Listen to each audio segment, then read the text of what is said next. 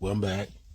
I'm back, people of God. I'm back with another word of encouragement to encourage you this early afternoon. And one of the things that I want to encourage you, one of the words or insights that I want you to look into and think about for a second, and that is the title of my message is going to be God speaks through his instincts. God speaks through instincts. God speaks through instincts. Instincts is something instinctive. Instinctive. It's like a funny bone when the doctor hits you, the funny bone, your knee automatic or your leg automatically kicks. It's an instinct. Instinctively, when there's a touch a certain way, where it touches your knee, it hits a certain part of your knee, instinctively your leg is going to kick. With your arm, the same thing as well. Now, the Bible says, Jesus says, my sheep know my voice, and a stranger they won't follow. Instincts is a knowing. Instinctively, you just know. There's certain things you just know. You know God. You know what's right. You know what's wrong. Instincts.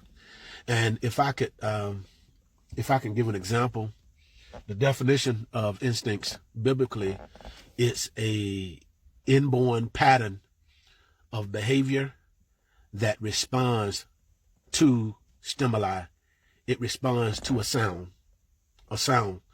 And so I want to say that God speaks through your instinct. There's certain things that your spirit man speak to you. There's certain things that your conscience speak to you. There's a voice that's speaking to some of you. That's God. That's how God speaks. In those situations, when a situation where that voice, and usually it's a real stall, it's a quiet voice, a still voice, it's a soft voice. Usually that voice will say stop, or go, or do this, don't do that. It's God speaking, and God says his people perish for the lack of knowledge. So when God is speaking to you through your instincts, and if you override his voice, that voice that speaks to your spirit to do a certain thing, and you don't do it, then you are disobeying and not listening to the voice of God. God says, the Bible says, Jesus said, my sheep know my voice. So you're going to recognize the voice of God. Whether you respond to it or not, God is speaking to you. He's speaking to your heart in that situation between you and God. You know, you can tell people, you can tell situations, whatever you want to tell them, but you can't lie to your mind and you can't lie to God. And so in that situation, and if you know God is speaking and you ignore it,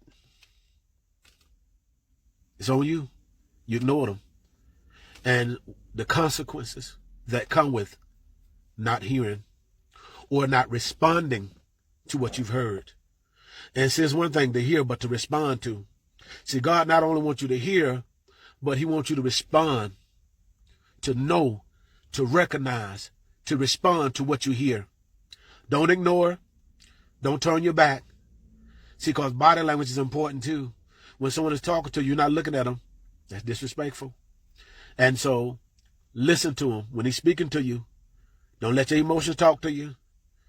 But you know when God is talking to you, because a lot of times God is talking to you when your emotions are talking to you. When your spouse is talking to you. When circumstances are talking, that's when God is usually talking.